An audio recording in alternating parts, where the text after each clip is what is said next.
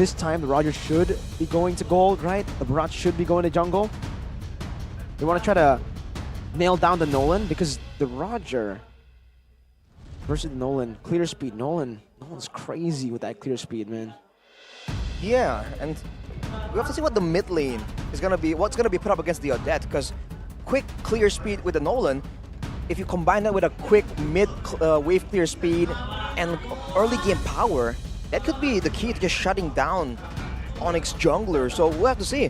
The fact that they brought out that fighter strategy in game 1, now it means that they gave ONIC, they gave EVOS one more thing to really consider, to start thinking about. And now we're seeing the Florian again. With the Barats, a healer and a Barats is usually very, very annoying. But it's still flex, is it not? What is? The Barats, Roger? Both, no? Yeah. Yeah, it is still flex. That's why. Like, we still don't know. They just need to take a look at what EVOS want to go for the next 2 picks, and then find the best lineup to match, to overcome the next 2 picks that EVOS have in mind. Yeah, the Kaja's next pretty 2 good, right? The who? Kaja. They want Ooh. to pick off ONIC members. Kaja. They want some front line as well, because otherwise the Barats will just, you know, stomp around. Oh, it's gonna be a Minotaur and an Angela. Oh man. Oh, this is a Assassin with an Angela. That's also quite the fearsome opponent. Man, ONIC, what solution will they have? Paquito. Wait, so what does that mean? That means they want to have a way to actually split them up, right? Split push. Now when we see an ONIC lineup, because here we go with a Paquito in the gold lane and a Roger back in the jungle. Ladies and gentlemen, welcome to the Land of Dawn for game number 2. Now it's quite the big problem. In the previous game, eventually, Brent has enough damage and he shreds through multiple people at the same time. Now he won't have that liberty even if the game goes longer. He will have, you know, kite ability, but in the proper fight, I think it's kind of evenly matched, and it's more on the side of EVOS to really make a mistake. Whoa, what?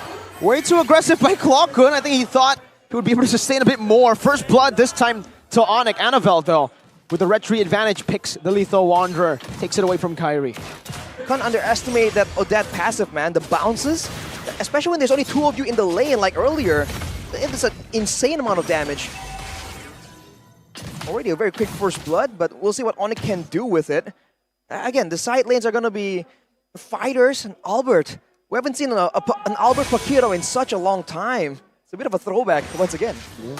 It really is. And the thing is, in game number 2 here, it's sort of a different story, do you not think? With brands on a Harith instead of something like a Natan. Does it give ONIC a little bit more of an edge this time around? Not much of a small window like we saw in game number 1. I think it's better chances in the late game, but a bit more difficult to try and maybe shut down in the early game, right? That's the whole trade-off.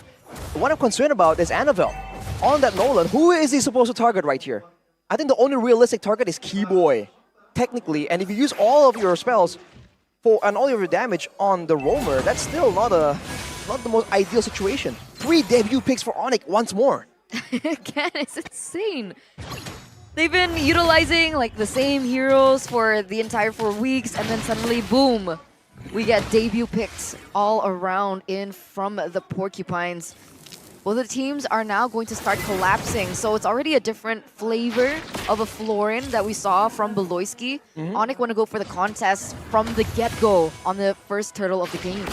I don't think they're trying to contest, they're trying to go for a fight. If they get a turtle, it's almost a given, and EVOS won't really be expecting anything else, but they want to try and get kills here, try and start snowballing. Dreams jumps in with a bit of his fury, flickers forward, finds 3 members. Fluffy gets the turtle. And now it's going to be Sans who pops in his Swan Song, but in the back it's going to be Keyboy who gets assassinated. Lethal Ignition ticking down, gets him down. Anavel running away. Sans unable to find that last pickup, but Fluffy will fall as well to trade. Fluffy for Keyboy. Up until this point, who is it worth it for? I gotta say, it's a bit more worth it for EVOS. With ONIC having so much more quote-unquote power in the side lanes, they should be the ones winning it out. Even trades favor the team with better late game. Oh, Annabelle, look at Dreams, tanks up the turret Wow. for Annabelle to chase down, and they are able to force a flicker out from Sans.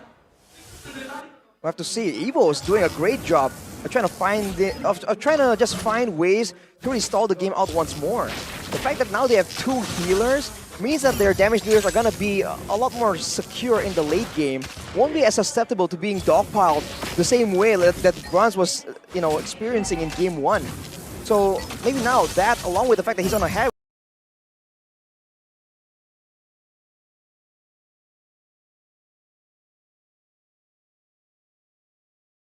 So maybe now that, along with the fact that he's on a head with, he's gonna be doing a bit of true damage. Maybe this is the anti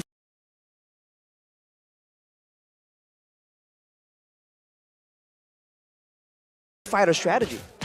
Could be.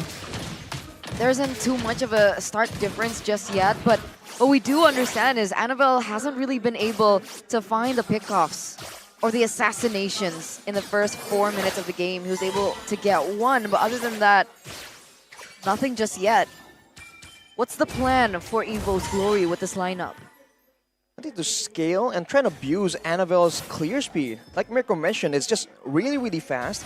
And for now, with having strong frontliners and ways to really get safety for their own members, EVOS can be a lot more aggressive right here, and Annabelle can be a lot more bold moving in to try and steal resources away from ONIC. And not to mention the side lanes right here really isn't winning out as much as I think ONIC would like. We saw earlier the head-to-head between Ludpi and Fluffy, and Fluffy is just a lot more experienced in this aggressive playstyle to try and dominate in the laning phase. I mean, technically, is there not more data on Fluffy as compared to Ludpi? I think there is, based on his time in Aura, based on his time in EVOS as well. There's more data on him, but he's drastically changed his style. Ooh, Ludpi, Destiny's welcome, spits him out onto Dreams. 2-man stun, Minus Fury, flicker forward. Oh, ONIC are able to space out of that one. Kyrie jumps in with a Lycan pounce, and now it's his Swan Song. They catch the Brands too, but Ludpi falls as well to Annabelle. Kyrie in the midst of it all jumps in again. Doesn't have the Lycan form and falls to Klokun. That's a 2-4-1 trade, ladies and gentlemen, for the White Tiger in the 5th minute of the game. And they should have the luxury of being able to take this turtle without any contest whatsoever from ONIC. And that's another advantage given to EVO's Glory. Man, this early game just isn't going in favor of ONIC. I mean, even Albert on the Paquito, last time we saw a golden Paquito going up against a marksman. Oh, wow! That is tough. They usually delete marksmen. They don't get deleted. And just like that, a turret in the hands of EVOS. That is tough. I mean, Albert back in the day on the Paquito, he was a monster. I mean, granted, last time he was a jungle, but you know, you'd think these kinds of things still stay true, but the fact that he got deleted there, what in the world? I love this build from Annabelle. This guy is really, he's actually really intelligent. Goes for the Hunter Strike instead of the Heptaseas and right onto the Sea Halberd. He's gonna shred these frontliners too. Yeah, the extra max HP damage from the Sea Halberd will definitely help out, especially against something like a Barats. And negating the healing for the Florin is great, but also the shielding coming in from the Paquito and the Odette, that is definitely a huge value pickup for the side of EVOS. With the Flash of the Oasis completed though, I felt like ONIC was planning on going for more dives and such, but now they've lost 2 of their outer turrets on the top and bottom lane. So now EVOS are the ones just controlling. The fact that they have a Minotaur, I think that really just ruined any kind of dive plan that ONIC was kind of cooking up. Yeah, it seems very difficult for them. They're banking on that fact, and now they don't have as much space as they do already. I mean, technically, what can they be waiting for? A mid-power spike, right? I mean, that's the beauty of fighters. Mid-power spike, and the fact that in the mid lane they have an actual carry that does damage instead of an Angela. That's the only real thing they have, so they need to make sure that Annabelle or Brands don't start snowballing. Because later on, even though there's going to be AoE damage, if EVOS have enough resources to keep Annabelle or Brands alive to just slowly but surely just chunk everyone down and take them out, then that advantage gets negated. Getting a bit of healing. Getting to the Frog Armor, but Fluffy pops the last Insanity first. Keyboy still holding onto the Bloom. And it's all just a zone. Annabelle picks up the Lord, and he is 2 levels up on Kyrie right now. That's a 1v1. Oh, Annabelle wants to go for the burst, jumps onto Albert, misses the fracture, but now just basic attacking Albert to death. Has the bloom, luckily, from Keyboy. A cross-map heal, that global heal, coming in handy to save Albert. Dreams, Venus Fury, and the flicker off the stance. Now on the knock-up is Brands. Jumps over to Zaman Force, Keyboy is down. Clockun picks up the kill, and Brands is just wreaking havoc, dodging away and getting a few more shots to zone ONIC away from this turret, looking for it now. Lupi, no damage, welcome, fracture, missed again. Annabelle, looking for the turret, Brands is hitting on it now. Albert jumps in, but will lose his life again. It's Clockun who's on a killing spree, and Brands takes the mid lane tier 1 down. So unfortunate for ONIC, but so well played by EVOS. Earlier on in that team fight, that was a 1v1 situation between Clockun and Albert. That's an Angela and a Paquito, and with a follow-up coming through from EVOS Glory, they were able to turn that entire thing around. What Albert thought would be a little bit of an advantage for them ended in really just them at a disadvantage. This is a almost 5k gold lead for EVOS Glory in the 9th minute of the game. You're seeing just small miscalculations, small mistakes from ONIC. I think a lot of people are going to be starting to question, like, is this a mental thing? Are they just lost right now, confused on how to deal with EVOS? Albert tried to weave in and out, but he gets stopped by Dreams. So EVOS are the ones that have, I guess, the mental luxury to be looking and setting up towards the future. You know, they're planning out ahead how they want to play these fights out. Even if we take a look at the player's goal, Annabelle, right? Annabelle with the burst down. Albert has been taken down again. It's another solo. 2 times. Wow. The Nolan pick. I mean, Annabelle, relatively new name in the MPL, but he's been able to make this Nolan such a fearsome pick.